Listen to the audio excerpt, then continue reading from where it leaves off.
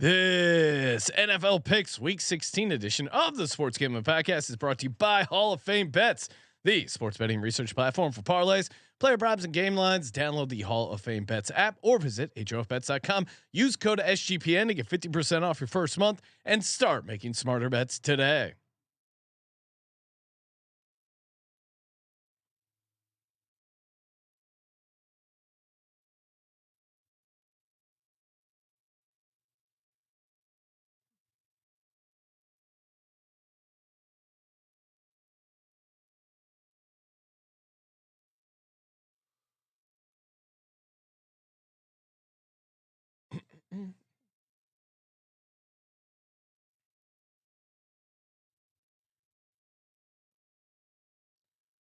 Welcome everyone to the Sports Gambling Podcast. I'm Sean, stacking the money green with my partner in picks, Ryan, Real Money Kramer. What's happening, Kramer? Dog. I just got to bring attention to the kitty, top of the ladder, mocking us, just looking, staring right at me. You ever gotten lost in the eyes of a pussy? Been there, Ryan. Been there. Yeah, we're here talking Week 16 NFL picks. Kicking things off a little earlier. Normally we're at 8:30 kickoff on the West Coast. Kicking it off here 4:30 Pacific. Cause I'm flying back to the East Coast. Taking a little red eye out of Burbank Airport. Shout out to Burbank, great airport, Ryan. Love Burbank. I mean, love the airport. You love the airport. Specifically, want to narrow my love for the Burbank, Glendale, Pasadena, Bob Hope Airport. Yes, legendary. I love how the other cities got their name tag. They're like, hey, our tax dollars are helping out. Throw the whole name have on like there. 5 different names. It used to be the Burbank Airport, then it was the Bob Hope Burbank Airport, and then all of a sudden Pasadena and Glendale showed up one day. Yeah, it's the Hollywood Burbank Airport. Oh, it's parentheses Bob Hope. Who, by the way, if you listen to me tell the story about my new friend I made on the airplane, she apparently was hanging out with Bob Hope. So wow, she goes back. Slap an age on that old piece of luggage. Yes. Got a lot going on. We got our NFL picks. We got contests to talk to. Why don't we get to the contest stuff up top? Of course, $3,000 up for grabs in our second chance survivor contest, brought to you by Barking Dog Properties and Corey Pinkston. Ooh, yeah. What are we down Kramer, to? we're down to 5 people. 5 people competing for $3,000. What the estimated value would be $600 per entry. That's right. The implied value. Implied value. Will there be a hedge? Are people making calls? Is there? We have not been contacted. Will we facilitate? I will not help facilitate shopping. I mean, come on. You're down to 6 people. Shopping, sorry, or 5 people, or offering a line of credit. Yeah, maybe we'll be like the Circa and offer a line of credit that you can use to play against your $3,000 survivor entry. What number you want to play that at? Well, this is going to get crazy for Circa Survivor because what are they down to 10 people? And then they have the Monday games are its own. Christmas Day is its own category. So if you get through Christmas Eve / Saturday / Thursday, there's almost some psychology to doing earlier games. You have some time to think about. Yeah, it's bonkers. I imagine if you're here, and do you facilitate a chop conversation after that first? Because that's where you really got to get nervous when you're jammed up against that Christmas Day game. And the leverage point will be who do you have for Christmas? Yeah, like you're saying. So I'd imagine there's probably some people pretty eager. I wonder if there's anyone with no teams for Christmas and everyone else is like, well, we just got to wait this guy out. Like we can't do a deal with him because he can't pass this week. It's interesting. I wonder how many like just horrible Christmas Day cards there are. Like what would be the worst possible situation that you just only have the Giants or something like that? Yeah, but it's a division game. You could talk yourself into 12-point dog. I mean, the Ravens are 6-point dogs. You probably didn't save the Niners for this. I don't know. It's certainly a terrifying week. If you're this far too, like you're literally, it's $1 million bet. Yeah. Or your implied value is basically $1 million.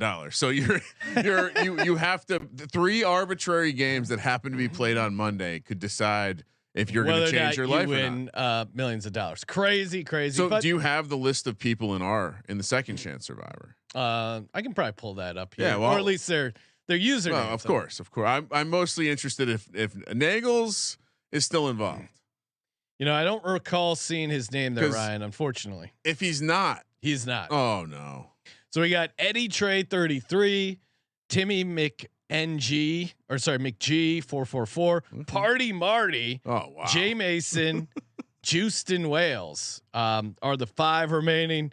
I mean, how do you not root for Party Marty? Again, I don't know. I don't recognize any of these names from people who've played our contest previously. So Big Blue isn't there, so I don't recognize. No Big Blue, no Nagels Bagels. A lot of the Sean, we need to have a contest Hall of Fame. Yeah.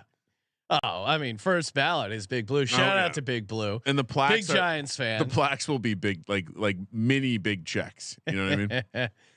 Yeah. So 5 left. It'll be interesting to see. Now, we don't have a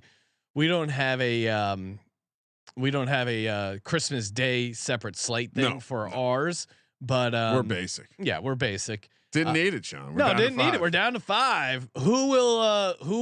Will there be a push? Whose contest will go longer? Ours or Circa Survivor? Well, and we are getting to that point where the Circa, it's the time that it happens, I believe. Right? It's not. Is it the time of the loss or is it the week? I don't think it's the week. So will there be a push? What do you put odds on that for our contest? Will there be a push? No, I think there's going to be a singular 3 winner weeks for our left. Contest. Singular winner. Okay. Because not only that means someone has to survive through or without someone or not lose with someone. Yeah, and if all 3, if all 5 people, get through week 18 to the playoffs, we chop it up $600 a piece. But I have a feeling we're gonna have a singular winner. That's my prediction for our Survivor. Okay. And we also have the Patreon pick'em going as always. We got $100 Circus Sports ticket future up for grabs. We'll put that in for you next time we're out in Las Vegas. Right? Can it be college basketball? Yeah. Actually, no. Come on, NFL. I figured so only NFL. College football. Yeah, sure. $100 football future up for grabs. Put it in, and we will. Of course, you got to be part of the Patreon. sportsgamblingpodcast.com/Patreon.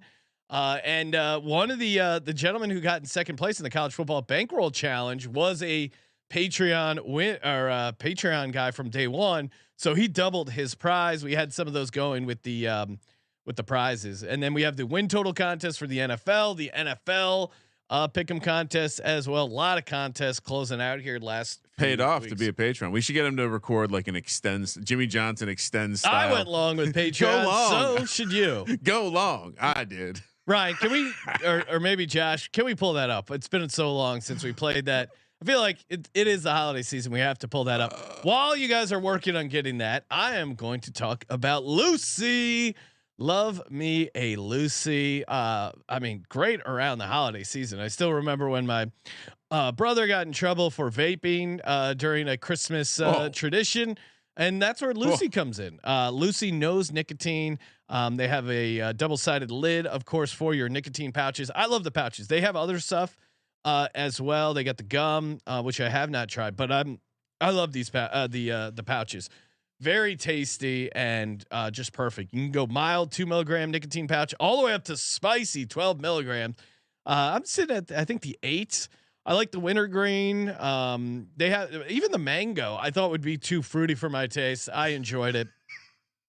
Again, Lucy, great for nicotine, great for grinding at work, late nights at the bar, taking the edge off in the morning. Maybe travel if you're stuck on a plane.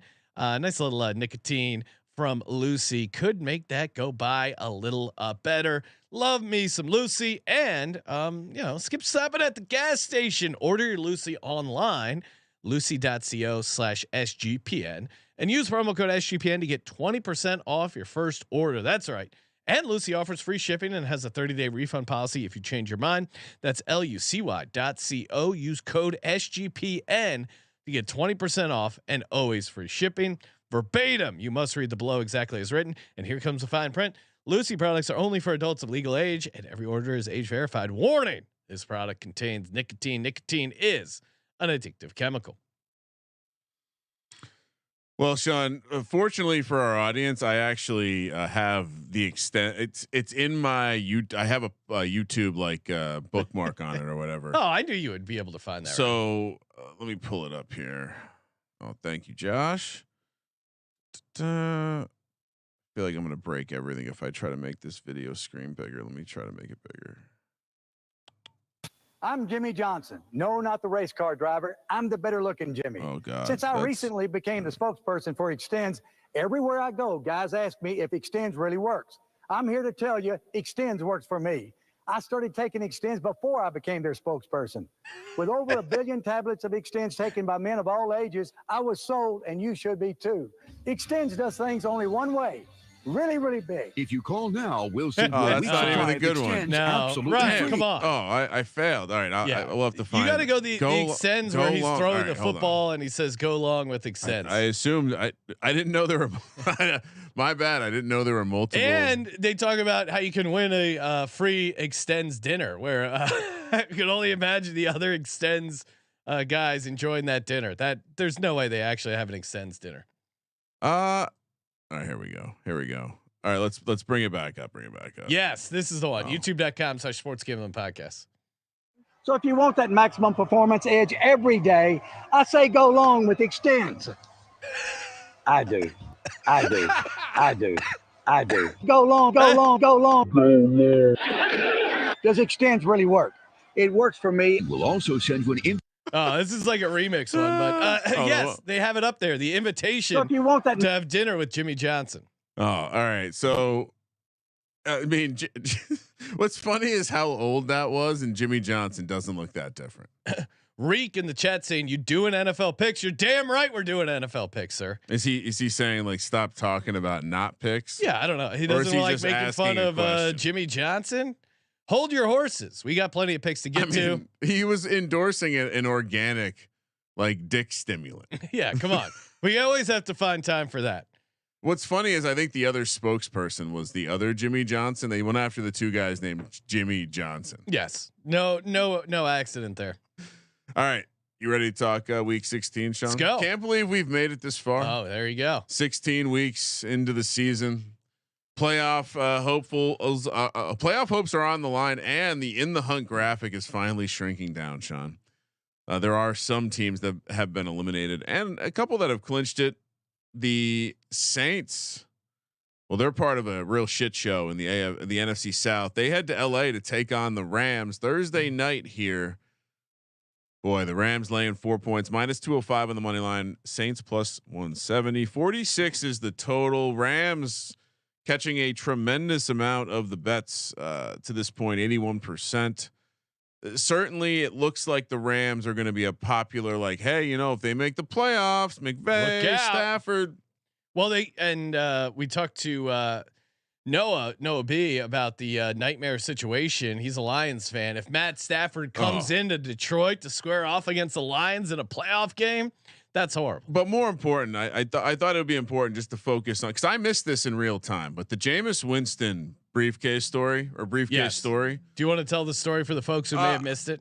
Essentially, Jameis, if you've never seen his locker room antics, he's a leader. He's a wolf dressed in sheep's clothing, but he is a leader, and he leads in the most amazing way possible. We all remember the eating of the W. Yes, that was amazing. Well, he came into the locker room with an empty suitcase, suitcase, whatever you want to call it. And he announced to the team that he had what was inside of his briefcase is the only thing standing between them and greatness. And he opened the briefcase, and to everyone's dismay, there was nothing inside. Nothing stopping us. And Jameis screamed, "Nothing is stopping us from being great." Oh yes, love a good Jameis story. Why is he not starting? Yeah. What have we done to deserve this? Well, and who is giving a pep talks? Real quick, Josh, show the video. Show the video of Jameis, because it's not like this was like a gimmick. This is anything but a gimmick. He look at what he's wearing.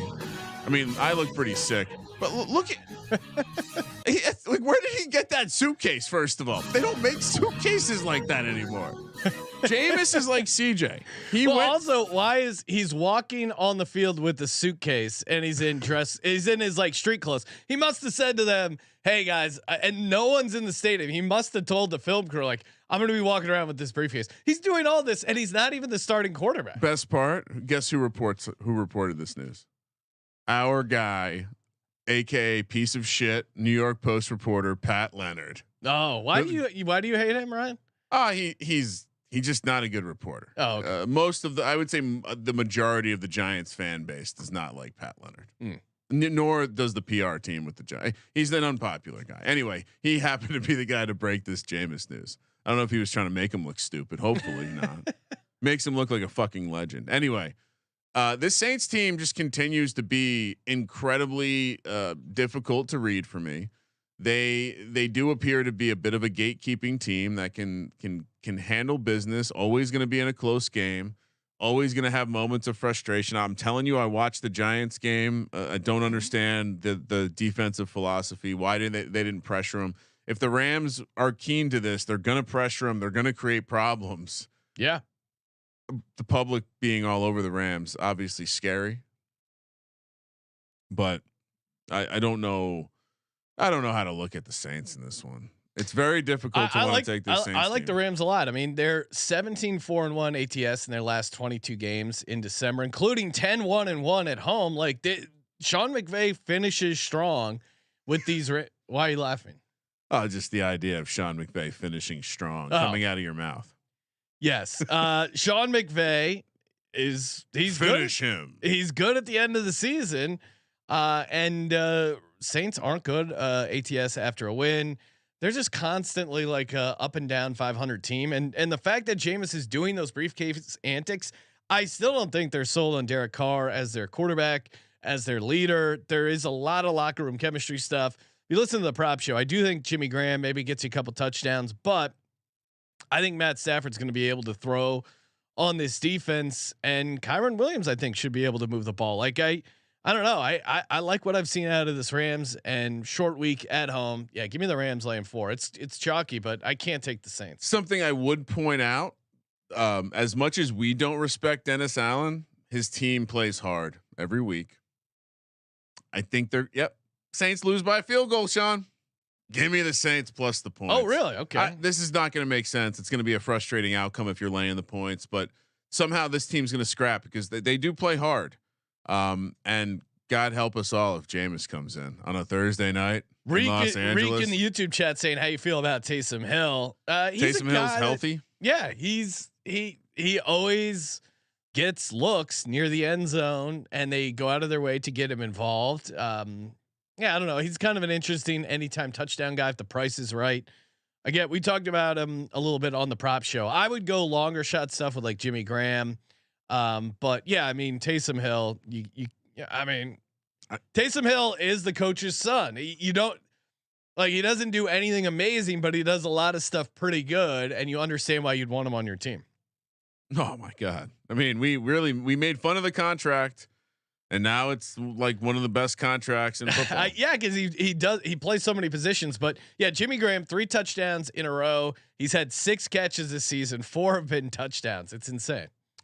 There is all right. So here's something fun to look out for at this game. It's expected to be a windy night in Los Angeles and rainy. Of course, we know SoFi is an open air stadium. Yes. Will we hear talk of the wind on the broadcast? No. Will there be any impact on the game? Okay. No, because it's dug out in a valley. Will there be any water leaking through the the translucent roof? I would say no. No. Okay. So no weather impact. Confirmed. Okay. Will we see Jameis? We'll see him, but he won't be playing. Aaron Donald may clear the way for Jameis, like a fucking road plow, taking Derek Carr out. All right, let's head over to Saturday, which, you know, as I was filling out the sheet for this week, I'm misrepresenting the truth. Josh filled out the sheet, but Cincinnati, another Saturday game. How'd they luck out? Oh man, they were really hoping Joe Burrow was going to be around for these Saturday shopping prime time because the ladies like Joe Burrow. That's why you put Joe Burrow on the shopping Saturday games. Well, they head to Pittsburgh here for a divisional matchup against Mike Tomlin and the reeling Steelers. It sounds more and more real that Mike Tomlin could lose his job this offseason if they don't correct this. Bengals catching a lot of the bets, 82%, laying 2 -130 on the money line. Pittsburgh +110, 37 is the total. The look ahead was Pittsburgh -1.5. All that's changed is Jamar Chase is no longer playing, and they've gone from Trubisky to we think Mason Rudolph. Yes. Where are the points coming from? There is a chance Kenny Pickett could play. Like they're not completely ruling Kenny Pickett out. I would say probably a longer shot, but I mean they're a desperate team, so I wouldn't rule anything off the table. Pat Freiermuth dealing with a little bit of a knee injury.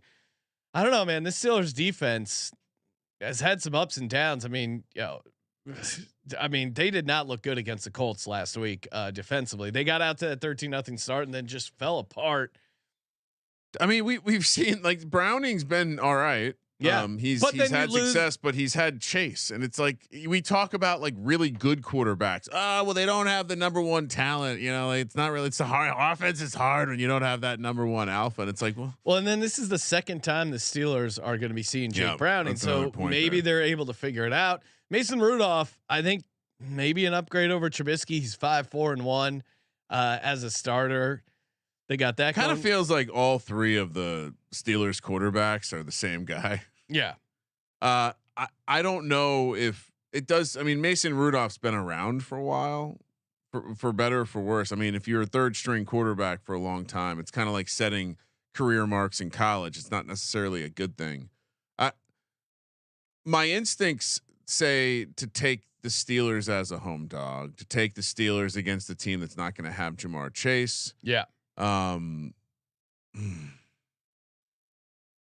Higgins could step up in theory. I did like how Jake Browning got excited last week, but also and then assuming Freiermuth goes, I know he's questionable, but Bengals really struggle with the tight end. So if you're smart, you're tossing it to Freiermuth, attacking the middle of the field and just getting chunk plays. I think there is something there, and Jaylen Warren I think should have a decent game. If they can limit the turnovers, that's really going to be, as cliche as it sounds, the difference in the game. Now, but Jake Browning clearly has some mojo going with this Bengals team too. So enough mojo for you to lay points on the road? Yep, I'm going to do it. Give me Cincinnati -2. It's tough. I think this is the first time I'm picking against the Steelers. I think they're the better team, and I think the only concern is the line movement. I mean, again, everyone comes, they bet it opens at 1.5. They bet it flips over. It's now -2. I think there's plenty of belief that it's going to continue to go up and follow your lead. But what's causing the adjustment? The quarterback? Because Jamar Chase is worth something to the number in my mind. Yeah, the other way. But he's. I mean, Tanner Hudson had a bunch of good. I looks. like Cincinnati, but I'm trying. This is the logic against what my gut tells me. My gut says Cincinnati is a better team. That's why everyone's betting them. That's why there's 82% of the bets early on them. That's why some people probably have them as a short dog, maybe even teased up to 8 because such great value there. I'm going to go with Cincinnati too. I'm going to go against everything I just was trying to talk my way out of because Mason Rudolph sucks, and this team sucked already. And Trubisky at least had a little wiggle that gave us hope. I don't know. Tomlin may have lost the locker room. Benedict Antold saying Trenton Irwin breakout game. Yeah, he had a couple. Jake Browning is playing with some emotion that I've never seen out of Trubisky, and frankly, all I can think about when I think of Mason Rudolph is him almost getting completely murdered by Myles Garrett.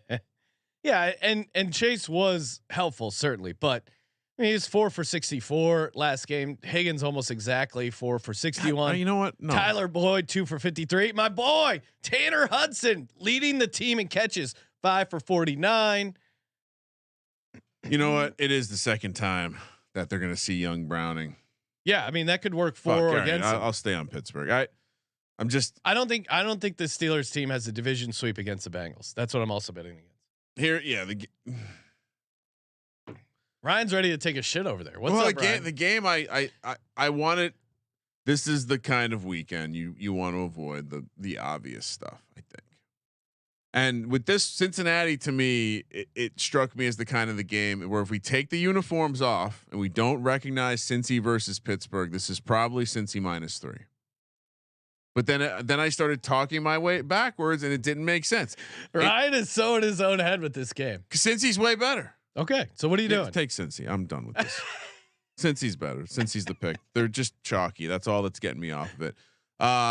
Your market dynamics are right up in your head, Ryan. Well, this time of year, it's the holiday season. You got to pay attention to that stuff. 5 p.m. little nightcap. The night before Christmas, we get Josh Allen and the Buffalo Bills heading back to SoFi. Wow, SoFi is going to be busy this week, and we probably got a bowl. We already had a bowl game. Chargers, 5 p.m. local time. They are a close your eyes special because they got their ass kicked by the Raiders. They're coming off that Thursday night spot. Yep. The Bills catching 79% of the bets. Well, probably because everyone just watched them get their ass kicked. Now the Bills went from 9.5 on the look ahead to 11.5, -700 on the money line. Chargers +500. Oh, how the mighty have fallen. 44 is the total. Chargers also, a little bets money split there, indicating maybe we have some sharp action on the Chargers. Good on them. And we've heard from the front office. Shout out to the Spanoses. There is no limit at what they will spend on the next GM and coach, Sean. Okay, good to know. Do you believe that? No, they're pretty cheap. That's what I. Why are you going out of your way to say we're going to spend a lot of money when you've never spent a lot? Never going to happen. But yeah, I mean, I'm all over the Chargers here. Oh, you have to be, right? Yeah, Bills definitely smelling themselves after that big win. Now they were a wounded animal. They're a desperate animal at home against this paper tiger Cowboys team. You know, they went into Kansas City, took down the Chiefs, feeling good about that. Then they go back at home in Buffalo. We need this way to get in. And they just dominated the Dallas Cowboys. Now you fly all the way to the West Coast on Christmas Eve, or how bad the player. It's the Christmas Eve. The Festivus. You're traveling to the West Coast on Festivus to play a team dealing with that dead coach bounce, which we've seen be huge, and a team that this Chargers team has talent on it. I know they just let up 63 to the Raiders, but that was because that team laid down. These are professionals. They've spent 10 days or 9 days getting clowned on. You're going to see a fired up Chargers team. And I still think Easton Stick has some moments. Now there was some horrible play calling. There were a couple bad reads, but you get Austin Eckler going early and often. You get Keenan Allen going, who hopefully should be back. I do worry about their ability to slow down James Cook, but some of that's just effort. And I expect to see a good effort out of this Chargers team. 11.5 point home dog. Let's go. Yeah, I may not be at a real church this weekend, but I will be at the Church of the Close Your Eyes special. Ryan, and just warning, this is a Peacock subscription game. What do you mean? So the fuck does that mean? You need to have Peacock to watch this game. What do you mean? I don't have Peacock. Well, then you're not watching the game. I guess I'll have to steal it. They give me no choice. They give me no choice. Colts. So now we're heading to Sunday. Now it's the morning of Christmas Eve. The Colts head to Atlanta, where Chick-fil-A will be on sale for a Falcons game. Sean, Colts come in catching all the bets early. +1, -105 on the money line. -1 for the Falcons. -120. 44 is the total.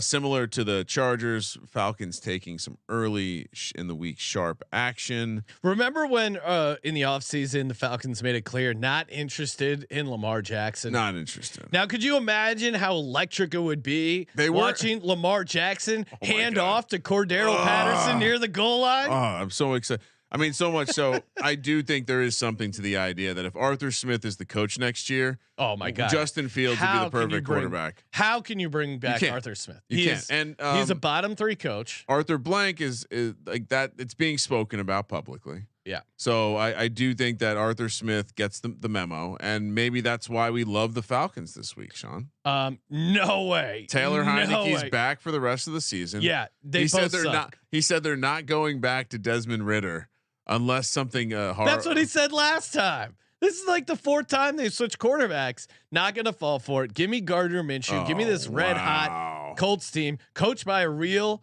head coach. I don't know where I saw the graphic had Shane Steichen as the favorite. I don't know where you're pulling that number from, but because I think most places almost exclusively has Dan Campbell as the favorite. It could be a question. Oh, okay. Shane Steichen, coach of the year? Question mark? No, it said favored to be coach of the year.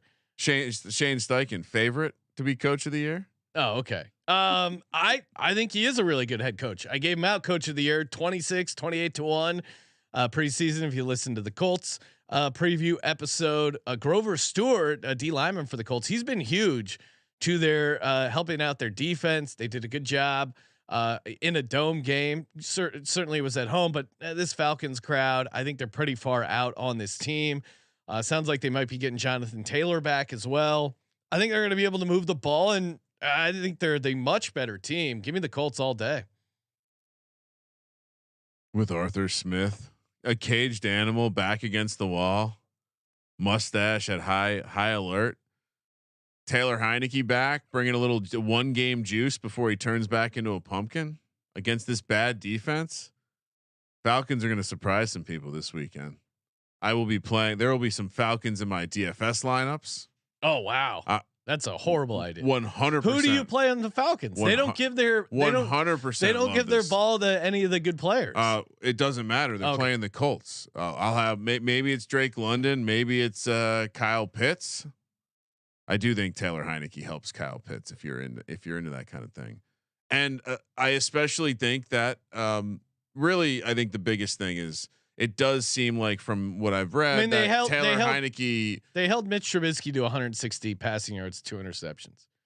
I mean, do you think Taylor Heineke is better than Mitch Trubisky? I would give me the Falcons offense over the Steelers offense all day. Okay, all day with Taylor Heineke. All day. We saw him with Taylor Heineke. They were still really bad. All day. I mean, again, 1 game juice. This is the spot. Chick-fil-A is being sold. You don't fade the Falcons when Chick-fil-A is on sale. Packers head to Carolina to take on the Panthers. Packers are laying 5 on the road, -225 on the money line. Panthers +185. 36.5 is the total. I love the nugget about the Panthers and the Pistons both having a couple wins this season. I mean, listen, the Panthers are they're on the come up, and I think we discussed this the last time the Packers were favored by 5 points on the road against the Giants. Packers shouldn't be laying 5 or 6 points on the road against anyone. Yeah, but you're getting to fade this Panthers team off a win. There's no way Panthers have back-to-back wins. No way. Yeah, I don't see it. This Panthers team was really, really bad. The only reason they won was because Desmond Ridder threw it right to them. The Panthers do everything they can to lose games. I think they're poorly coached. I mean, even their special teams are not great, and they're coached now by a special teams coach. Well, he's distracted. I think Aaron Jones. Ryan, you want to talk about the Aaron Jones game? This is the Aaron Jones game. That I can agree with. Christian Watson, if they can get him back, he's huge. It really, I'm trying to make sense of Jordan Love, who is a tough quarterback to figure out why he sucks some weeks, why he's better other weeks. Doesn't it seem like the kind of game where he could be a problem though? That Carolina does have a decent pass defense. I understand they might not need to pass. They also, I think it's going to be a lot of easy check down stuff to Aaron Jones and Tucker Kraft, get him going. Maybe a couple of balls of Christian Watson if he plays. There's no way I'm on Carolina here. I kind of think I have to be on Carolina. We learned this lesson. Green Bay shouldn't be laying this kind of number anywhere. The Giants are a much better team than the Panthers, Ryan. And that was Monday night. Yeah, we just saw them play a comparable team in the same team in the Saints, and the Panthers arguably played better against the Saints than the Giants did. Yeah, I don't know. I don't see that. I appreciate the backhanded compliment for the Giants, but no, you guys are slightly better than the Panthers. Give me I mean, again, I'm just trying to avoid the public shopping rush. Yeah, I mean, Christmas. if you want to just Yeah. No, we learned the lesson. I can't lay What this. do you mean? I can't lay this with Packers. I can't lay this number on the road with the Packers. All right. Yeah, that's it. I can't bet on the Carolina Panthers. That's also fair. We can agree to do. What's their ATS I also record? agree with that. I mean, unfortunately, I'm forced to pick the game. Otherwise, this would be a pass for me. Ryan, you said you're worried about the holiday rush. Well, you can avoid all that hustle and bustle and just go to Game Time. Get whoever's on your gift list what they really want, aka some tickets to some actual games. Go to gametime.co, use the promo code SGPN, get $20 off your first purchase. You make your life easier, you support SGPN, and you give someone what they really want, tickets to their favorite game, favorite team, whatever it is. Game Time has you covered. They get the low price guarantee. And it's just easy, fast, simple, easy. Again, use that promo code SGPN, get $20 off. It's made for mobile, low fees, better prices. It's your go-to app for last minute tickets. Download the Game Time app, use promo code SGPN. There are a comical amount of tickets available for the Chargers game on Saturday. $29. Packers, you mean? No, Chargers. Oh, sorry, okay. I went back in time since we're in I'm in Los Angeles. Chargers, $29. Gets you into the Bills Chargers. Well, I don't know if you remember last week, but Panthers Falcons. There were rumors, and I didn't check Game Time, but tickets anywhere between like $1 and $5 to go to the Panthers stadium. What a time to be alive! And maybe I'll look that up. I got it up right now. Okay, what is the Panthers? What is the cheapest price? Carolina Panthers at home against the Green Bay Packers Christmas Eve. I don't. Oh, see, now this is showing $29. It must be all these Packers fans coming to town. Yeah, 26. Yeah. All right. Lot of tickets for sale. Yeah, I would imagine your a team like the Packers. You know, maybe they live in North Carolina, like so many people do. Yeah, it's raining too. Like no one wants. No one's traveling to see. No the one Falcons, wants to. so. No one wants to go to that game. All right, let's head over to the AFC. The Browns. They head down to Houston, take on the Texans. As Munaf reminded us, Texans are still getting some inbound draft picks out of the Deshaun Watson deal, which is, I mean, just delightful. Browns also looking ahead to Thursday night, Sean. It's getting late in the season, but we still do have Thursday night football next week. Texans laying 2.5 here, minus 145 on the money line. Browns plus 120, 42.5 is the total. This implies Stroud plays, because I thought he wasn't going to play. I thought he wasn't going to play. What's the number then? Let's talk about it. What do you mean? That's an interesting number with a backup quarter with Case Keenum, right? Yeah, with this Browns team. It's probably one of these things. They're splitting the difference. Maybe it's difference. 3. What's the number if it's CJ Stroud versus Flacco for you? Is that even? Is that 3? Yeah, it's probably 3. I mean, maybe you give them 3.5 because their defense has been playing well, and Brown's defense isn't quite as good on the road. It's a small move to Keenum then. Yeah. Well, I think once Keenum's announced in, I wouldn't be surprised if on Sunday morning, Ryan, Browns are like a 1-point favorite if we get news that Keenum's playing. And I'm on the Browns here. On the road, we like them better at home than on the road. That's true, but I'll go back to, we see this all the time with the backup quarterbacks. They come in that first game, they're able to rally the troops. Everyone's like, you're getting the best effort. You know, they're wearing your throwback jerseys of the team you used to, or of your city. They're rubbing it in your face. You're going up against Will Levis. And yeah, Browns defense not quite as good on the road. Flacco dealing with the minor calf thing, but Flacco looks. I mean, he's probably just sore because he's an old guy, right? Yeah. Like I got a minor calf thing too. Yeah, come on. It's not keeping me from the field on Sunday. Ryan, everyone's showing that the Browns are favored by 2.5. Did you make a mistake entering the line here? Yes, Browns are favored by 2.5. So. I made a mistake entering the number in. So that makes a little bit more sense. And so yes, this is the. No, I mean it makes perfect sense. That's why I was immediately puzzled by it. It was immediately detected as I was saying it out loud. Clearly a problem. Okay. Didn't clear by the graphics team either though. So it's a systemic failure. It's gotten everywhere. I'm still taking the Browns. I mean, I can see why you would. I'm also reading that he's definitely not playing. Yeah, that's what we, No, I mean, like, there's no question about it. Like Case Keenum making a second start. Yeah. And that's why I want to fade him, because I feel like Case Keenum first start, that's when he's, like they had the rally around Case Keenum, but he's had extended periods of success in the National Football League. I'm with you. Like there is a little bit of me that says this is scary going at, like, he does seem like he's a one start guy at this point, but he also, it wasn't like they held on to a game. They responded. He gave the other team their only touchdown, responded, answered the bell. I kind of like this Houston team, like the coach, like the situation. And I like getting against this Browns team when they get on the road. Ryan, when was the last time Case Keenum played in back-to-back games and won both of them as a starter? When he was on the Vikings. Incorrect. Really? Yep. When was it?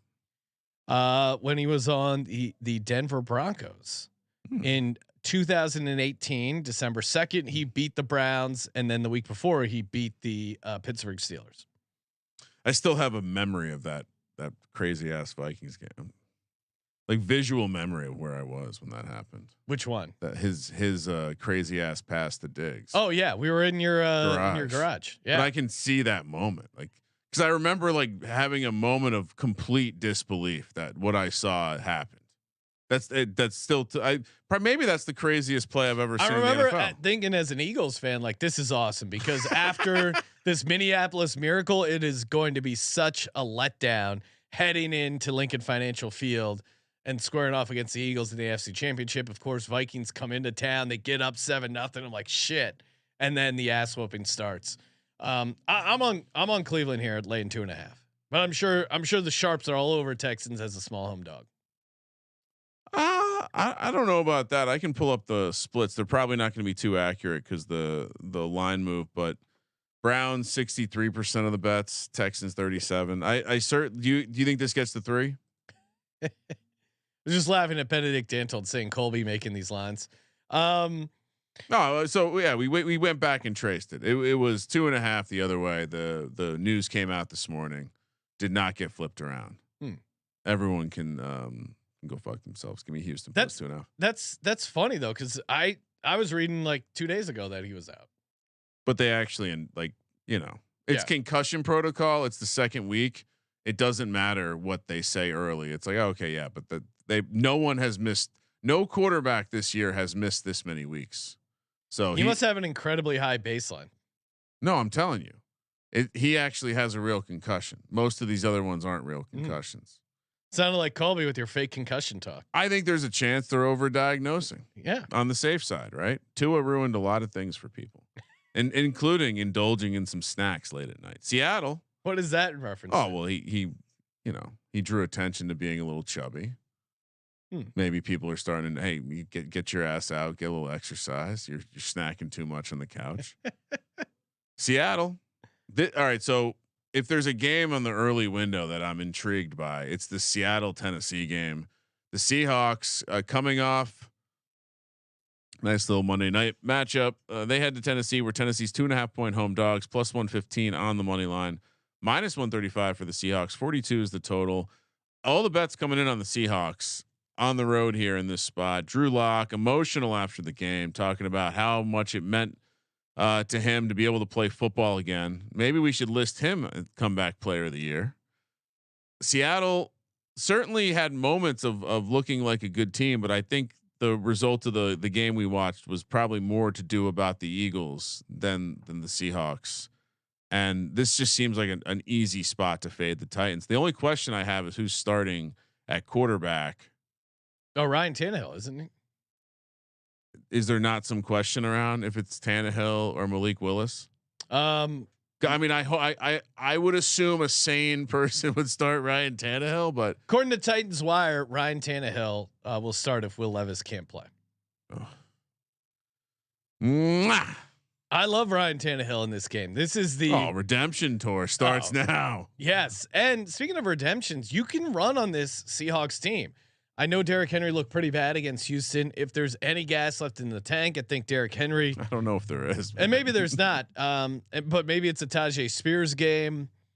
I just don't think Drew Lock on the road or Geno Smith dealing with that groin thing can take advantage of the Titans' weakness in their secondary.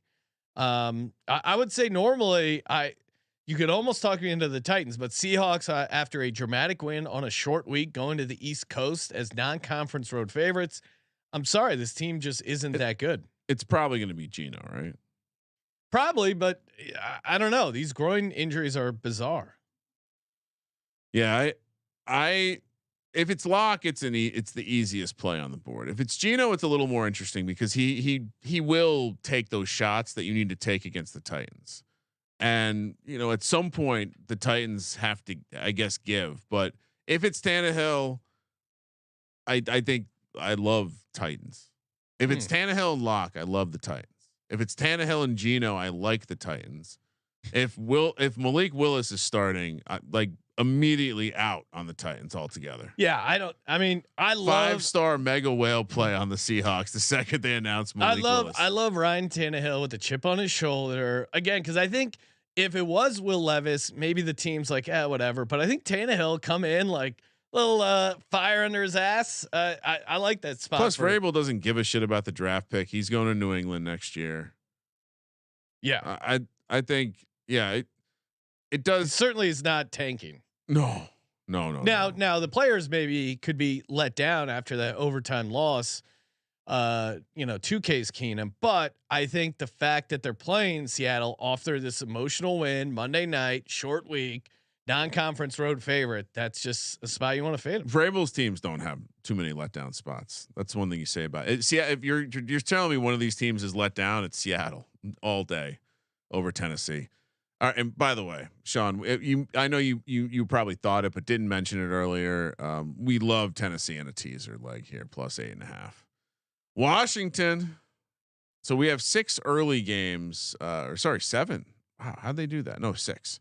What a delightful weekend of football. Week 16. It's near the end, Sean. We have to really enjoy every moment. I'm savoring these moments. Washington, the Commanders, could be one of the last weeks we call them the Commanders, Sean. Yeah. They are on the road in New York to take on the Jets. Jets laying 3 minus 160 on the money line. Now, is that because Aaron Rodgers is starting? I know he's putting in a lot of work. He is. They announced they opened the window for some reason. Oh wait, it's for dramatics. This is the most hilarious thing ever. Of course you weren't going to play. No. You tore your Achilles and you're an old guy. Washington plus 135, 37.5 is the total. I mean, the idea that Aaron Rodgers got the team to play along though, does that not worry you a little bit? Like, how much control does he have in this situation? He gave money back. Did he? Did he really? Who knows? Maybe he's up there. I got a VP of football operations position. This is the all-time moment for our hero. He almost made it back, but now that the season doesn't matter, he's not going to make it back all the way. Realistically, Sean, it would have taken 3 or 4 more weeks. So it was always about the playoffs. The Zach Wilson situation is very interesting, to say the least.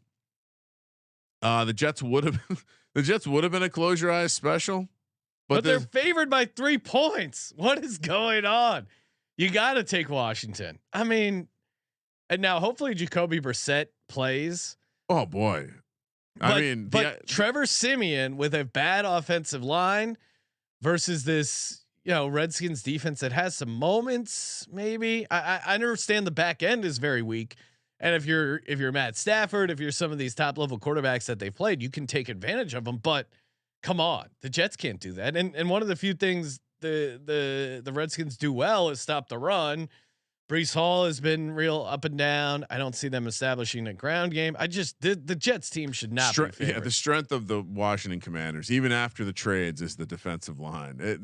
This is insane. The only angle you're playing here is they're going to lock down this offense. But if Washington has done one thing this year against everyone, it's moved the ball. Yeah.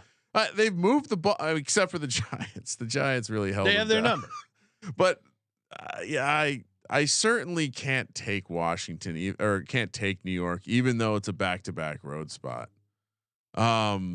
Yeah, and again, Washington looking ahead to that Thursday night spot against Cleveland that we were just talking about.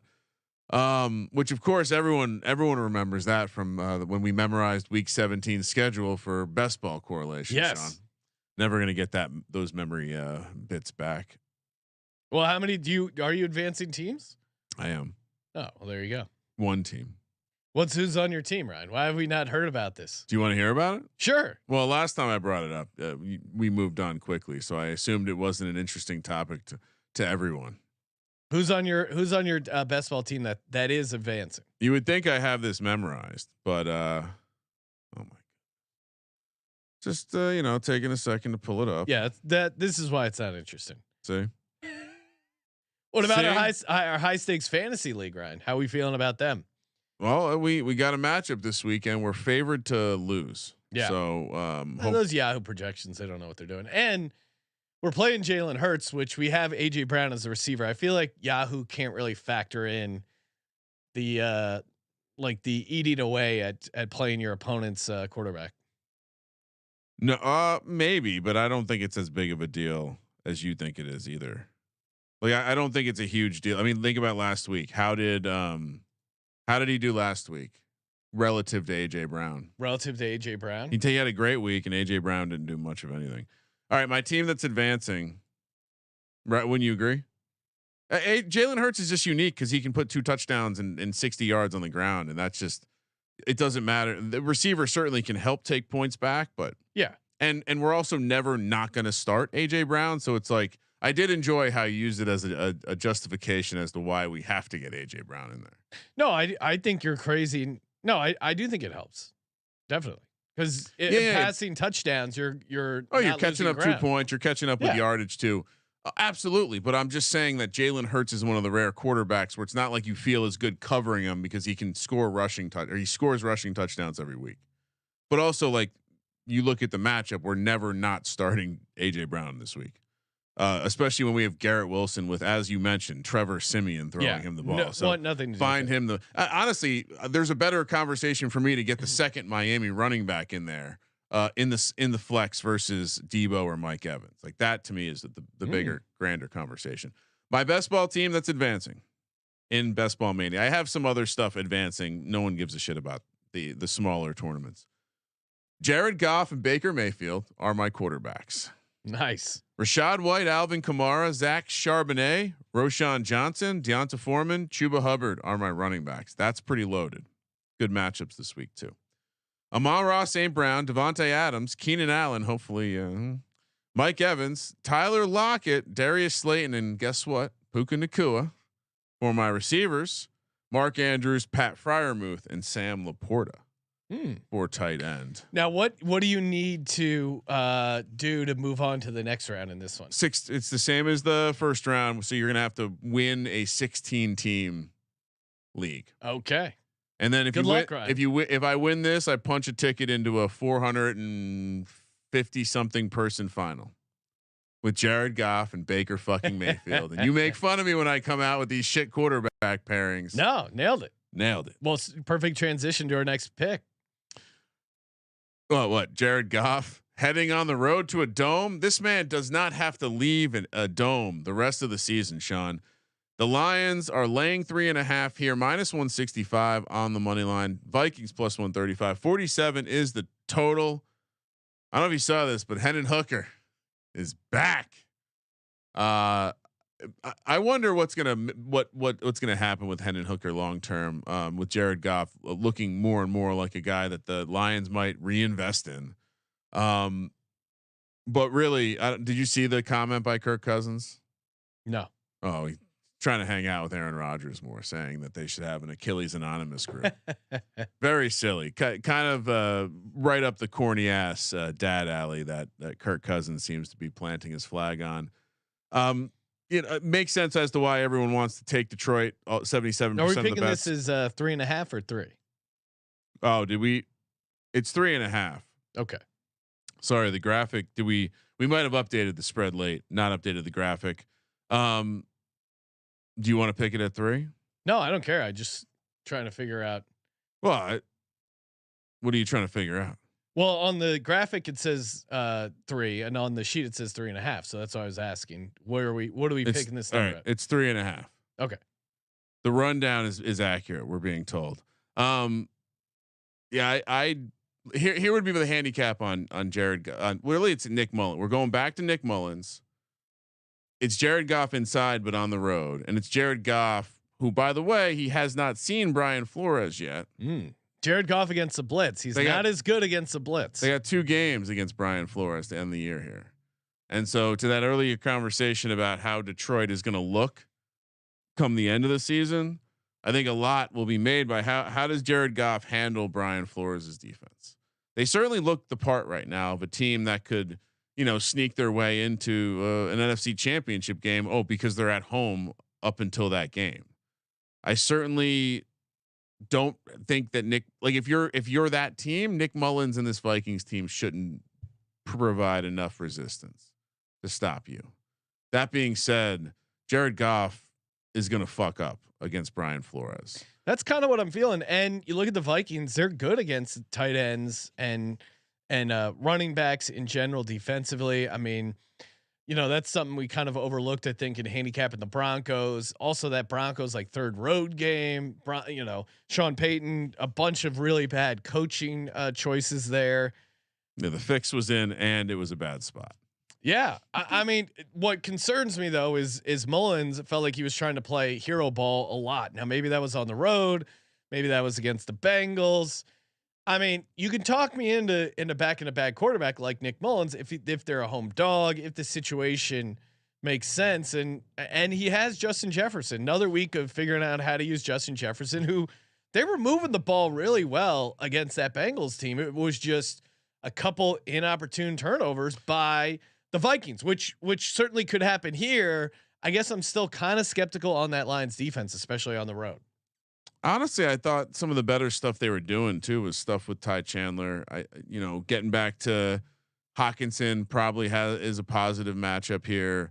I don't like Nick Mullins. The spot is definitely Minnesota though.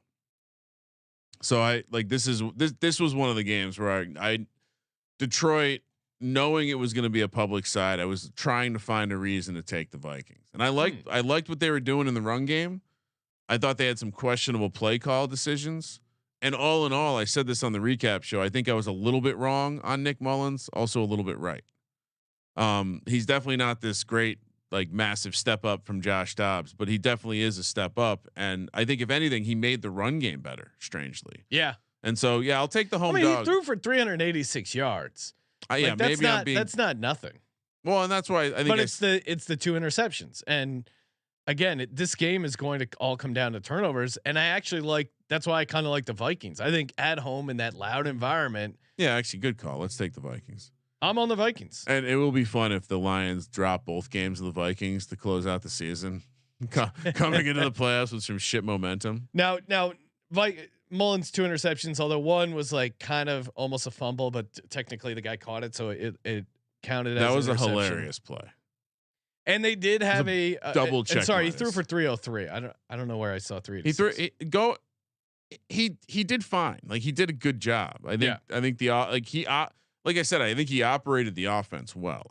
For me, it was. Yeah, and I think Hawkinson and Justin Jefferson are going to be able to get stuff against this Lions defense. I don't quite feel as confident about the Lions skill players against Vikings defense. And I just think this Flores aggressive defense can rattle you, especially when they're at home. Goff just he'll figure this out. I'll be shocked if he figures out Flores in the first game. Jacksonville, a little Florida on Florida action here. We're heading to the late window, 105 on the West Coast. Jacksonville heads to Tampa, Florida, where the Bucs are laying a point. Just talked about Baker Mayfield and my best ball team. We need him to go off here. -120 on the money line, -105 the other way for the Jags. 43.5 is the total. Could you? I mean, this Jags demise is hilarious. It's hilarious. I mean, the Trevor Lawrence fumble was just all time Goldilocks. Yeah. So what's the? This porridge is too hot. I gotta drop it. I don't know. I mean, He's in the concussion protocol. This is really tough. You think he gets out? How can you predict anything with the concussion protocol right now? Well, everyone was getting out for a while. Then we kind of made fun of it. And now the NFL is probably like, hey. Well, and the Jaguars just found like they figured out every way to fuck up in one game, right? It was missed field goals. It was that play at the end of the first half where he threw a check down and stayed in bounds and the clock ran out on the 10-yard line. And they had a turnover against Lamar, couldn't take advantage of it. It's really weird. On the other side, the Bucs are they're hot, man. Don't let the dogs get hot. Chris Godwin, kind of a breakout game. Mike Evans, always a tough guard. Yeah, this is tough, man. I mean, what's the confidence on Trevor coming back? Do we have any? I mean, it seems like there's a good chance he gets back.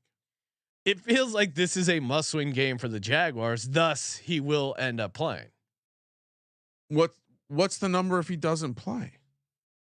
If he doesn't play, because maybe it goes to Tampa Bay -3. You can't God, that's such a disrespectful number for Baker and Baker and this offense have been fine at home. Yeah, the defense will be fine at home. If we can get -1 with the idea there's a chance that Beathard plays,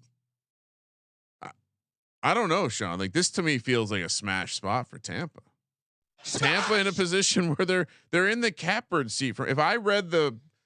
If Tampa wins out, they're the only team that controls their own destiny, I believe. Technically. What do you mean? In their division. Oh, okay. Like they win out, they're in. No one can outdo the Bucs if the Bucs win all their games.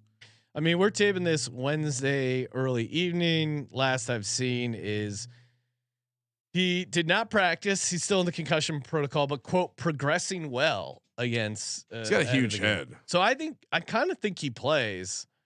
So in some ways you could be getting a discount here with the Jags +1. I do have I'm going to save this for later.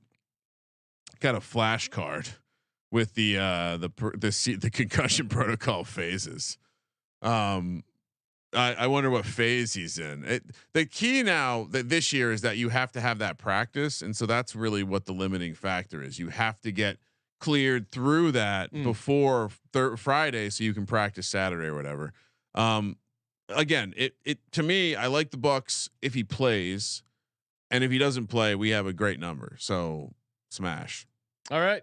Yeah, I don't know. You're kind of talking to me. I like the Bucs as a team overall. I'll take them. I mean, this Jags team feels pretty scattershot. I mean, look. If the Jags make the playoffs, good on us. We're gonna crush. We're gonna fade them the first round. I mean, come on. It's Trevor Lawrence in the postseason against not the Chargers. Yes, please.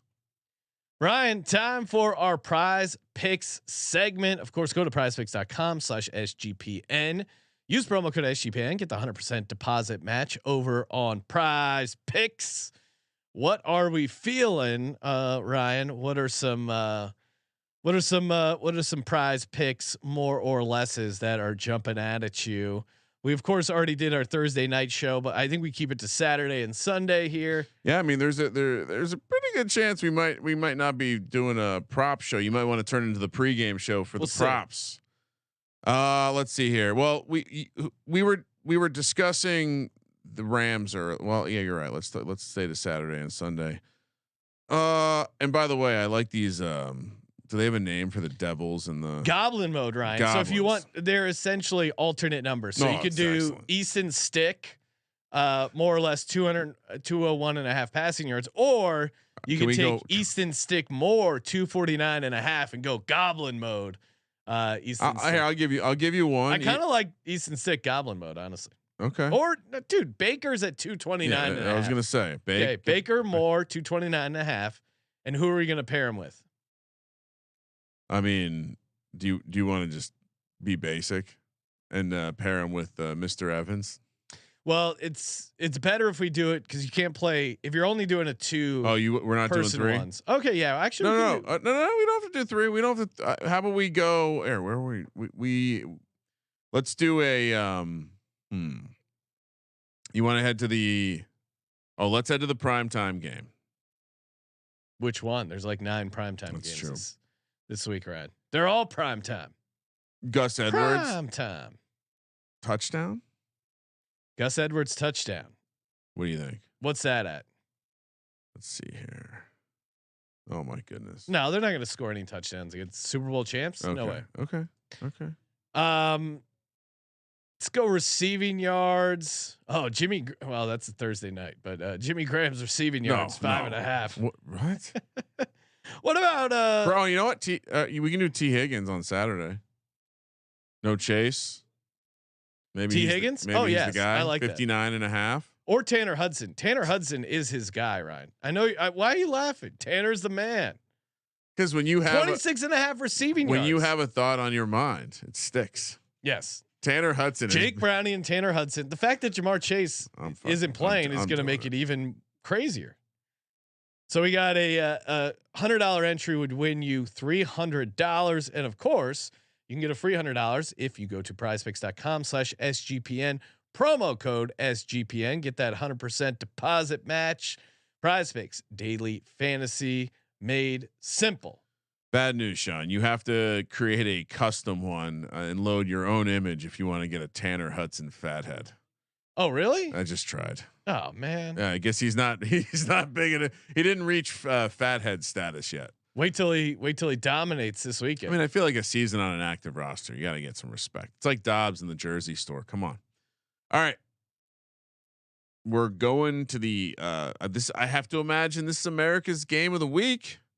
Dallas, Miami. The Dolphins, of course, are looking ahead to the game against Baltimore, which I think is worth noting. Miami a short favorite in this one, 1.5, -120 on the money line. Dallas plus 100, 51.5 is the total. Dallas is on a back-to-back road spot. They've been, I would say, not as good on the road as they have been at home. Real night and day. But we gotta look out here because with Dobbs being benched, Tua is now the NFL leader in fumbles. Oh, congrats! Against an attacking defense. I think we can tiptoe around it. I don't love this. I don't love that they have that big Baltimore game up next. But as Josh and I discussed in the pre-production meeting, they kind of need to win this game because if they don't win this game, it then puts them on a path where they could potentially get caught by the Buffalo Bills. And so while this may seem like maybe is this a letdown spot, Miami, you get this non-conference road team coming here. No, absolutely not. Dallas is still a target. Dallas is still Dallas, and Dak on the road. Yeah. Tua at home as a favorite. Now there was that hiccup with the Titans game, but for the most part, it's been easy money. Now they get Tyreek Hill back. They do have a winning record, the Cowboys. I mean, which is not good in those. Tua struggles against. Zach Martin banged up. It sounds like he's going to play their offensive line, but man, their offensive line isn't amazing, and the Dolphins really feasted against a bad offensive line, the Jets. Now certainly the Cowboys O-line is better than that, but I think this is a tough spot for the Cowboys. Supposedly they were all sick, dealing with flu-like symptoms. People are trying to make it as an excuse. I would never use that as an excuse for foreplay, but you were in Buffalo. Now you go back home, then back out on the road to back-to-back road spots, non-conference. Your chances of getting the 1 seed are almost impossible. Your chance of winning the NFC East, you need help from the Eagles. Like Eagles, if they went out, secure the NFC East. Maybe what is the Cowboys' motivation? I mean, obviously they are still playing for the NFC East, but I don't know. Dolphins at home are a different animal, and so are the Cowboys at the road. I think you got to take the Dolphins here. Tyreek Hill, Ryan, congratulations to Tyreek Hill. According to reports, third child in 4 months. So congrats. And he's one of those guys who will get penetration. This is the third child that has been born in the past 4 months. And he's married? The father. Yes. And he's married. Jesus. So he's fucking legend. How is he? To know when to come. How does he have any energy to run pass routes? On some level though, shouldn't we expect that these peak athletes have alpha sperm too? I mean, if you think about it, it's a competition. You don't think Tyreek Hill's shit's getting down to the end of the tunnel? Yeah, the fastest? Come on. No, I mean, you think any egg stands a chance against Tyreek Hill's sperm? I mean, and now Gamble Stein in the chat pointing out that Dolphins O-line is banged up. Yeah, the Dolphins are banged up, but I mean, it's not like you see a completely healthy Cowboys team as well. So I don't, I like Vic Fangio's defense against Dak this week. We might have to revisit the interception ladder, and yeah, of course I'm not going to take the fucking Cowboys. No, fuck the Cowboys. What are you doing? Let's go Dolphins. Also, it's going to be wet and rainy, or wet and windy. Definitely, I definitely think that helps the run game of the. Yeah, God help. I mean, you didn't even touch on it, Sean. The fact that you're going from the dry, cold climate up in Buffalo, Is this a humidity take? back to Texas, and then to the humid South Florida air. You don't think that's going to affect whatever sickness was going on in your sinuses? Okay, that or the cocaine. One of the two might be a little bit of a distraction. Dolphins by 1 million. Arizona, they're the icing on the late afternoon cake. Arizona heads to Chicago, where the Bears are the toast of the town. It does seem like they're catching a bit of the action, maybe just below 70% at this point. The Bears, which of course they are. They're laying -220 on the money line. Arizona +180, 44.5 is the total. Gannon, certainly this is a look ahead spot with the Eagles on deck next week. Like, look, this is a Kyler versus Justin Fields game. I want to see this game. I think this is gonna be a fun game. Fun game, especially fantasy wise. Of course, we have Justin Fields in our fantasy football playoffs. Interesting. I mean, this Bears defense is kind of legit good. I think they gave everything for against that Browns offense, almost pulled it out. But what's weird about Chicago is, and I thought they played a pretty good game against Cleveland, but there were just so many plays where it's like, oh, Fields so close. Oh, Hail Mary so close. I mean, they had even the Hail Mary in the first half. Now everyone saw the Hail Mary to end the game, which was sitting in the guys in Darnell Mooney's lap and somehow jumped out for an interception. Tough one. But the one in the first half wasn't completely off either. I thought Fields is playing like competent football, but this team just figures out ways to lose games. This number is weird. It's wonky, right? And I know the Bears are 6-7-1 ATS, but man, it does not feel like it. It feels like they always find ways not to cover. And I don't know, the 6-7-1, maybe that depends on when you got last week's number, of course, because it closed. I think Cleveland -2.5, but yeah, there were some 3.5s there early.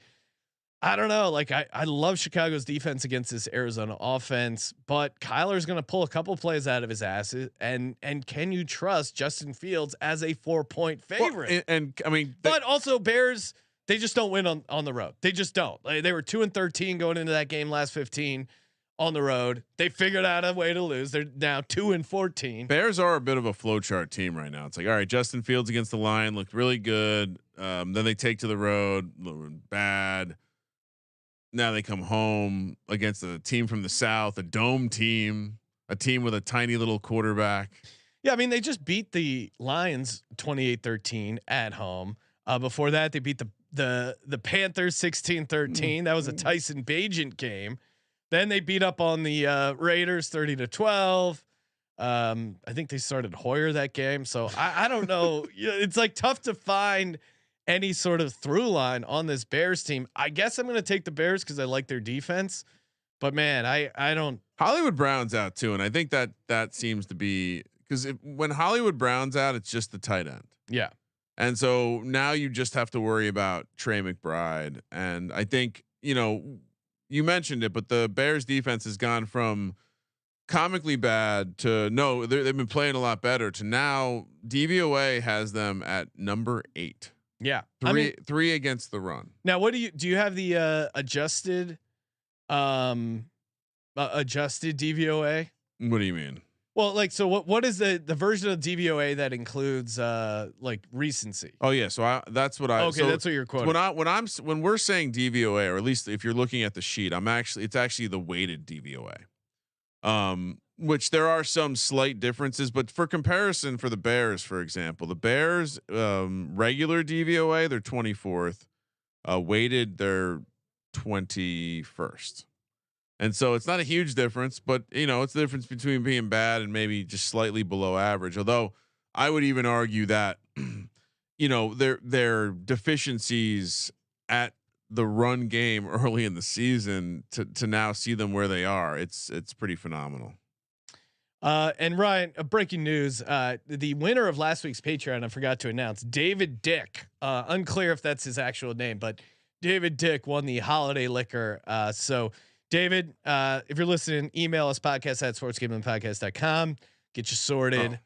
But so what do you do? By the way, I had the wrong number. Sorry, I was looking at the wrong line. Bears 8th and weighted 17th in regular. So big jump in terms of. So you're on the Bears. Yeah, and that's really just kind of it zooming in on like the last 4 to 6 weeks, I believe. So yeah, Bears. You can't take the Cardinals in this spot when Hollywood Brown's out, and we've not once talked about Kyler quitting or coming close to quitting or the team looking like they've been scrappy, but it's one thing to do it at home against a division opponent in Dome. They should have covered it if not for that pick 6. Yeah, that's the story. But now it's the holidays. It's Christmas Eve. You're outdoors in Chicago where it's raining, cold as shit. It's windy. Yeah, I think that's turns into the lay down. You think Kyler wants anything to do with cold, 50 degrees and rainy in Chicago? It's probably gonna feel like 43. No. I can't wait to watch him run though. Shout out to Charles. It's cold in Mississippi tonight. Great show. Thanks for tuning in, Charles. Wow. Shout out to Mississippi. You. Yeah, shout out to Mississippi. Love the state of Mississippi. New England heads to Denver. What a doozy of a Sunday night battle here. Maybe put this game on Peacock. Denver, the Broncos. They're laying 6.5 here. 75% of the bets on the Broncos. Minus 290 on the money line. Plus 235 for the Pats. 34 is the total. Like I said, the line 6.5. The look ahead was 5.5. I mean, Denver didn't exactly look good last week, so we're just reacting to the Patriots continue to suck more. Nope, they did decent last week. Can't downgrade them off of last week. I do like if you were to like fall asleep in a time machine 15 years ago and you wake, oh, this is a great Sunday night matchup. Now you wake up and you're like, what the fuck is this? Why are the Patriots playing? We could flex this game. Why are they playing? Is this a last do we have to do a prime time last Belichick game in New England? Like, what is this? Why was this not flexed? Yeah, no idea. This is insane. They flexed him at a Monday night. Why would they not also do this on Sunday night? I think because it's a shit spot because it's Christmas Eve. Yeah, it's Christmas. Give me something a little bit better. It's Christmas Eve night, so they know the ratings are going to suck. Can't even justify this. Santa's not even watching this. No, that's why Santa's going to be delivering all his toys there. Also, I don't know if you saw this story, but the Patriots, that last Pats Chiefs game, apparently the balls were underinflated by almost 2 pounds. No. So yes. No. And they're blaming the refs. There was no accusations not of the Patriots. Is that why Mac Jones has been so bad? Yeah, might be. They got the wrong PSI. It's a baby fucking wheel, man. Broncos extra rest at home. This Pats team is tough to figure out because they were playing competitive ball there for a while against the Chiefs, but the Chiefs kneeled it out when they could have kicked a field goal. And then the Pats down 10 with 45 seconds left. Yeah, they're not winning the game, but to run it out and completely lay down. I'm sorry. That was the definition of quitting. I didn't think Belichick had that in his playbook. I'm all over Denver here. Minus 6.5. I think Denver's been playing pretty good ball. I think that 3-game road trip eventually got to them against the Lions. I do worry a little bit about Hunter Henry because they do have that weakness to the tight end. Maybe even look to a fun prop. Hunter Henry 2 touchdowns again, like he did last time in prime time against the Steelers. Maybe he's got another one of those in them. Feels like a big number to be laying with Denver though. Yeah, that's true, but I can't take the Patriots. I explained it. Like the number shouldn't have gotten bigger off the look ahead. I do worry that what Russ is going to look like when they're not going to be able to run the ball against the Patriots. Patriots been very good stopping the run. I hate Belichick in this spot. He's clearly got one foot out the door. I mean, you mentioned it. They didn't even try to win the game. They probably weren't going to win the game, but who cares? I got to take, but I can't. Yeah, I'll take the Patriots. You can't lay 6.5 with this Broncos team when they're not going to be able to run the ball. You don't. No, last week showed me a lot. Last week, and by the way, interesting scheduling nuggets for the Broncos. They had 3 games on the road. Now they have 3 games at home. No, I believe so. You sure? Mm-hmm. Because I'm looking at their schedule right now. They're at home, and then at Raiders. Oh, once again failed. All right. Speaking of those Raiders, no, but I'm on. Yeah, you're crazy to bet on the Patriots, right? 10. Yeah, but like I said, this is less about betting on the Patriots and more about not laying 6.5 with the Broncos when they're not going to be able to run the ball at all. Raiders. So this is now Christmas Day. We wake up, presents under the tree and presents on TV. Because we get Raiders Chiefs on Christmas morning. Raiders. So how did you not figure this out with a red and a green team? How do you not figure that out? Raiders off the greatest win in the history of the franchise on Thursday Night Football. I like the reverse close your eyes special and God, you know how annoying the Taylor Swift stuff is going to be. They're going to have graphics. No, they're not on Christmas. They're gonna have pictures of Taylor. They're not gonna Taylor and Travis. Like the NFL. I mean, they were not about promoting their relationship at all. I mean, it's a complete accident. This game is airing on Christmas Day, prime time spot. This is a complete accident. The schedule came out well before Travis and oh sure, right, sure. Taylor even met. Sure, sure. Oh my. It may be true. Look, I don't know if you can take anything away from what the Raiders did against the Chargers. It's certainly always awesome to see you kick your division rival's ass, get your division rival's coach fired. Although in this case, I don't know, you might have upgraded the team inadvertently. But I don't know if I'm walking away thinking any more about this Raiders team, other than they took advantage of a situation. Yeah, I mean it's weird, right? Because my instincts would say fade the Raiders because they're coming off that massive win, but they do have extra rest. This Chiefs team just cannot put up a ton of points like they used to be able to. And Raiders were kind of hanging around. Like they got out to a 14-0 lead. Now, granted, that was in Vegas. Max Crosby was a little banged up, but I don't know if they're scared of the Chiefs. But on the other side, like the Chiefs desperately need this game. They need to keep winning. They took the best shot from the Raiders in the first game. And what happened? Yeah. I don't think you have to worry about laying the points here. Really? I'm laying the points. You're laying the points. I think we saw the best possible scenario happened in the last game they played. They got out to a big lead and Chiefs just ran off 4 straight touchdowns. Yeah. And the league doesn't want to have to deal with the Swifties. So yeah, give me Kansas City -10. Imagine what happens if the Raiders, those filthy pirates, you know what pirates do? They rape and pillage. Can't have them beating Taylor They'll Swift. Be canceled. That would be, I mean, we're essentially just describing a domestic abuse or something right now. All right. Yeah. I certainly don't like laying that many points in a divisional game, but there's no reason to me why the same game doesn't happen again. And we saw it happen on the road not too long ago. Giants, Eagles, 1:30, right in the middle of the day. This is the horrible scheduling. Giants back-to-back road spot right from Nolens to Philly. I like how you're showing the Eagles Disney photo. Well, this art right here should be hung in a fucking museum. YouTube.com/sports. Well, with some very creative cropping out. Well, my whole point about what do you mean me versus the Disney community, I said if you're a grown adult and you go to Disney, you're a loser. Now I got some feedback and maybe a little harsh around the holidays, but two things. One, in this photo, AJ Brown and Jalen Hurts are hanging out with a child. 2, this is not at Disney World. Well, so you know what? I see a picture with Jalen Hurts and AJ Brown seemingly enjoying themselves with Mickey Mouse. Also, they're wearing hats with the mouse ears on it. So it just seems like it fit in a week where you did say that could be why they suck. This is a direct quote from Sean Stack in the Money. I've been angry at the team. Very frustrated. On the other side, continuing. Oh, no, put that back on the screen, Josh. Continuing on the Italian path of the New York Football Giants. Added a slice of pizza because, of course, as everyone knows, Tommy DeVito pro bono went down to the old pizzeria to help out with that family business. But there's a true dilemma brewing on the side. On who's starting for the Giants? Well, hold on, because we put Big Dom on the Giants side because Big Dom's so Italian.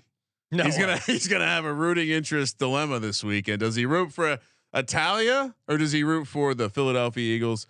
It does Tommy DeVito, assuming he's healthy. Is he healthy? I mean, he's healthy enough. I think. Okay. I think I think maybe it's funny business if he doesn't start. Giants are catching 12, 440 on the money line. 43 is the total. Eagles minus 600. Eagles getting 70% of the bets. Off Monday night, a little short rest. Not really an ideal situational spot for either team. Jalen Hurts, I don't think he's ever lost 4 in a row in the NFL. He also, this would be a bad one if the fourth one was the Tommy DeVito. So what's the temperature check on the Eagles, Sean? It seems like they're struggling. Seems like you're doing the fan thing where you're just turning a cold shoulder to them. You're not like I'm not hearing we as much. You're kind of like they suck. We're struggling. Okay. We played like shit. That being said, we're still 10-4. We control our own destiny as far as winning the NFC East. Yep. We got to turn things around. Luckily, we play a feeble-minded, soft opponent in the New York Giants, a team we've owned pretty convincingly through the history of our show. And I think we do that again this Sunday at the Link. Nice get right spot for the Eagles. Expect to see a heavy dose of DeAndre Swift. And I actually, granted that last drive against Drew Lock, they look pretty bad, but overall I do like what I saw out of Matt Patricia and the new look defense. So I think they're really going to give Tyrod Taylor some problems or Tommy DeVito. So yeah, give me the Eagles laying the big number. That was not, I mean, I'll let people chime in just like they did in the Disney conversation, but that didn't feel like there was a lot of emotion behind that. No, I mean, how could you be super confident on this team? They just lost to Drew Lock in Seattle. That was a bad loss. And then before that, they lost to, they lost 3 games in a row. It's hard to be super confident about them, but if this team does have some heart, they show up here and they show up in a big way. Early money has, like I said, came in on the Eagles, pushed the number from 10.5 to 12. Does it get to 14? No. Off the record, you did say earlier, I couldn't imagine betting on this Eagles team right now. Yes. Okay. Giants plus 12. No, shocking. Do you like it? What do you like about the matchup? I take the Eagles and they fucking blow. There's not. Here's what I would. You were on Seattle last week. I know, but I was on the Eagles before. But then you keep saying I was rooting for the Eagles. I've been on the Eagles for a couple times and during the losing streak, and it wasn't a good look. The part of the matchup that you like is that whatever is wrong, like the Seahawks have not been good on offense recently, and so whatever is wrong with the Eagles defense is going to be exploitable by the Giants. Offensive line hasn't been. They were kind of the reason that they didn't have a ton of success against the Saints.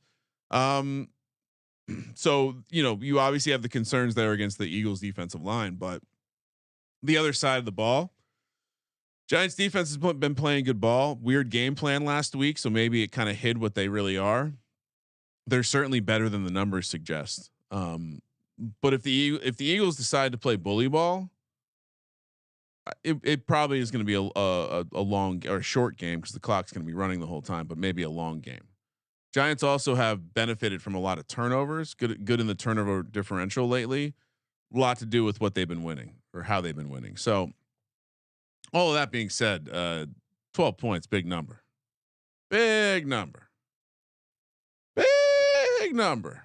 Also, the Eagles, frankly, I think the fans are tight. I think the team is tight. Well, it should be. You should be frustrated when you're losing 3 games in a row. I know. Frustrated. I know, sure, for the Giants, it's old hat to lose and have your season come crashing down. But for teams that are competitive, it's frustrating. Lashing out emotionally.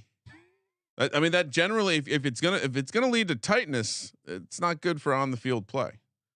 And while Jalen Hurts looks like a dude who's just strapping it in and putting the team on his back, be helpful if someone else on the team came along with him. Giants. I don't really understand what you mean by that. But. Oh, he's playing great this season, and I don't think he's getting assisted by his teammates. His defense is letting him down. Yeah, his but I don't think are letting him down. AJ Brown has Jalen Hurts struggled in that game. Like he doesn't throw those 2 picks, they probably win that game. So I don't think that would be a fair analysis of, at least as of late, struggles. He's the biggest reason they're 10-4. Positive or negative? Positive. Oh, okay. Yeah, no, I've moved off the Jalen Hurts hate at this point. Oh, okay. The coaching, like basically everything, but I think it's interesting that people are attacking. I think he's almost being Hurts. too. I think he needs to be slightly less aggressive with some of the throws. And but just that's what you want there. him to be. You don't want that. That's how you break a quarterback. Like I think that's honestly what turned me around on Jalen Hurts is the fact that willingness to make those throws are a prerequisite to being a great quarterback. And so plus 12 there's something there. But also like if Kenny Gainwell's open and you only need 15 yards to get in a field goal range, you should take that. It's a fine line. If you zoom in to a single event, that certainly will look that way. But how many other events would have maybe changed if he didn't make that type of decision? I don't think you want to break a quarterback by making him conservative. Monday night, aka Christmas night. So what is this? 4 out of 5 nights we have primetime NFL football, Sean. Let's go. Ravens, Niners. This could be could this be a preview of the Super Bowl? We once saw a game between the Ravens and Niners in the Super Bowl and the power went out. How embarrassing. I do think if you want to talk about how big this game is, Baltimore catching 5.5 plus 195 on the money line, 46 is the total. This is to me the one premium game this week where I do believe that Baltimore could be looking ahead. I really? think for a number of reasons. So, okay, you're optimistic. You do think you're a Super Bowl contender like the Ravens probably do. Maybe you think you're going to see this team again. Okay. Well, here's the real scenario. Ravens lose this week and win next week. They basically clinch the 1 seed. It doesn't matter. They beat the Dolphins next week. They clinch the 1 seed. They clinch the bye. I don't think they actually clinch the 1 seed, but they basically only have to win 1 of 2 games to get it locked up. And so to me, while this is going to be a massive game, people are going to be talking about it. A lot of eyes on this one, probably going to set some sort of ratings, right? We're going to hear about it from Colby about how this was a huge ratings getter on a Monday night. I love the Ravens, Sean. I love the Ravens. Yeah. I think this is a look ahead spot. Really? I think this is a look ahead spot. Lamar. I think this is the stamp on the Brock Purdy MVP. I think this is I'm laying the points. I think Baltimore, I think this is a look ahead spot. I don't think it's crazy that San Francisco's laying this number against Baltimore. We've seen Lamar make mistakes, and I think against an elite team like this, those mistakes will turn out to be the difference in the number. Yeah, I'm with you. I'm on the 49ers, Super Bowl champs, best team in the league. And no, I mean, they are, I think they're a better version of the Ravens. Purdy, now obviously Lamar, better athlete than Purdy and uses his legs, pick up some first downs, but a lot of hey, we're going to use the running game. We're going to set up play action stuff. We're going to scheme open good looks, which they do, for Lamar and he takes advantage of them. Pretty efficient, passer, at least to some degree, but Lamar has the turnovers. He's good for one, at least a game. Purdy doesn't. Purdy plays a clean game. You get those. I mean, and you have Christian McCaffrey. Like it really is a cheat code. Just dump it down to Christian McCaffrey. Do those tunnel screens with Deebo Samuel. No one has really figured out a way to slow down either of those plays. And their defense is better as well. And they're at home. They need the game more. Yeah, 49ers roll. And Melvin Gordon is going to be activated this week. Yeah, they're really thin. Keaton Mitchell was giving them a nice spark in the running game. I don't want to be the guy that's like, that's the reason. Cause if the Ravens have proven anything over the last couple of years, they just, whatever, it doesn't matter. Justice Hill, you come on up. Gus Edwards, your turn. Kenyon Drake, you want a couple carries? Melvin, it doesn't matter. Lamar Jackson makes the running back really good. It's just that Keaton Mitchell was a game changer. And while Gus Edwards is having a great year, I do think he'll be missed. And I think when you're going against the Niners, like that's kind of the way you beat that defense. You kind of need that edge speed to create problems for them. So again, this is a look ahead handicap. I do think when you're talking about teams laying 4 to 6 points, you're a little worried about it. Again, San Francisco, as Sean puts it, elite Super Bowl champion. He's already looked in the almanac behind him. The Niners win the championship. I don't even know why we're talking about it. Lay the points. Is this lock potential for you? Yeah, could be. Wow. Stay tuned. Just out of control. Lock Dog and Tease brought to you by Hall of Fame Bets. Head over to HOFBets.com. Use the promo code SGPN. Get 50% off your first month, or download the Hall of Fame Bets app. Again, bet smarter, not harder. You got the parlay optimizer. You can weed out the weak legs in your parlay. Great for player props as well. Just go to HOFBets.com. Promo code SGPN, or download the Hall of Fame Bets app. We got you covered with Hall of Fame Bets. Kramer, what do you got? Lock, dog, tease. Lock. Happy birthday. Ready? Sorry, I'll do it again. Lock. Miami Dolphins -1.5. Lock. Stole mine. Tampa Bay Buccaneers -1. I was very close to taking the Falcons as a lock. I do not plan on taking the Falcons as a lock. Dog. All right. So couple dog. I'm not going to take a lot of favorites here, Ryan. What do you mean? I got a lot of favorites. Oh, dude, you got a couple dogs. Yeah, come on. Don't come at me like that. Handful of situations here. I think taking the big dogs this week, maybe a little goofy. Couple ones to zero in on. One's on Thursday night. You know I don't like to give out the Thursday night for the people, but what I do like is I like taking a home team catching points in a situation where I certainly also like getting money in against the team they're going against. I don't know how they're going to get it done, Sean, but the Carolina Panthers are about to have a winning streak. This Packers team it's no different than when they went to New York and played the Giants. They shit all over themselves because their defense is predictable, and they're going to create an easy path for success with Chuba Hubbard, Miles Sanders, Bryce Young. It's going to be easy, just like it was easy for Tommy DeVito. Give me the Panthers on the money line. Tease Texans +8.5. Titans +8.5. I was really, for a moment, I was gonna put the Chargers up to 17. Give me the Washington Commanders up to 9, because Trevor Siemian laying a 9 spot. By the way, did you read the stuff about Zach Wilson? What stuff? Seems like he might not be hurt. Oh no, I didn't read that. Oh, seems like he might just be put back on the shelf for the last time. And maybe the stuff about Zach Wilson not wanting to play football for the Jets anymore was true. Would not be shocked. I mean, that back to thinking he's a pussy. For my lock, give me the Colts +1.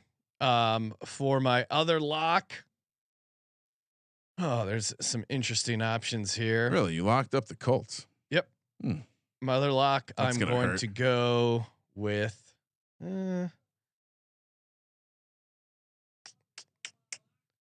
gonna go Cleveland -2.5. Love me some Joe Flacco. For my dog. Really falling in love with Joe Flacco. Dude, he's looked good. You're gonna get to watch it with on the East Coast. It's gonna feel.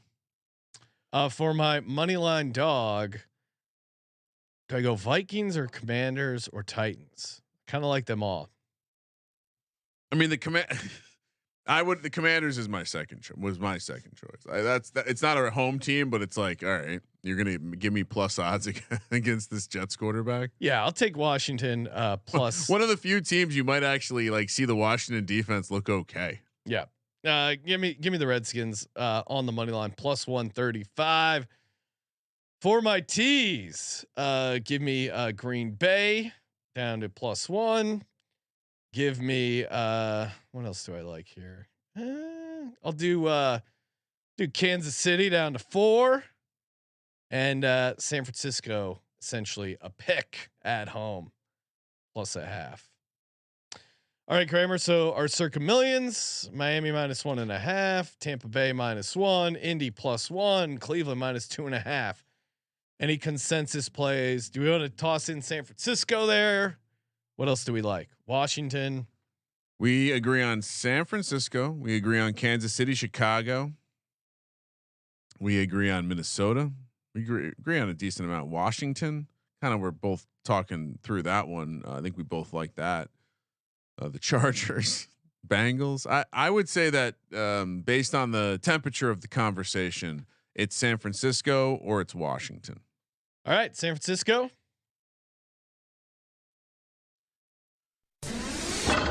Survivor conversation. Who do you think the chalk will be? In what, ours, Circa Millions? 5 entries. Will there be anyone on 2 teams? What do you mean? I'm saying, like, there's a lot of big favorites this week. It seems like this is the easier week. Oh yeah, I would say I think someone probably has saved Buffalo. So I would say Buffalo would be the most popular play. So in Circa Millions, you know who we're scheduled to take here? What's that? The Atlanta Falcons. Oh, no way. No way. And then the Eagles on Christmas. There we go. Could have had it all. Hey, thank you everyone for tuning in. Appreciate that as always. Again, get over in the Patreon, sportsgamblingpodcast.com/Patreon. Pick'em contest, $100 Circa paper ticket up for grabs this week. Thank you for participating in the Sports Gambling Podcast. For Sports Gambling Podcast, I'm Sean, stacking the money green. He's Ryan. Probably no props tomorrow. We'll see you for college basketball Thursday night. Kramer, let it ride.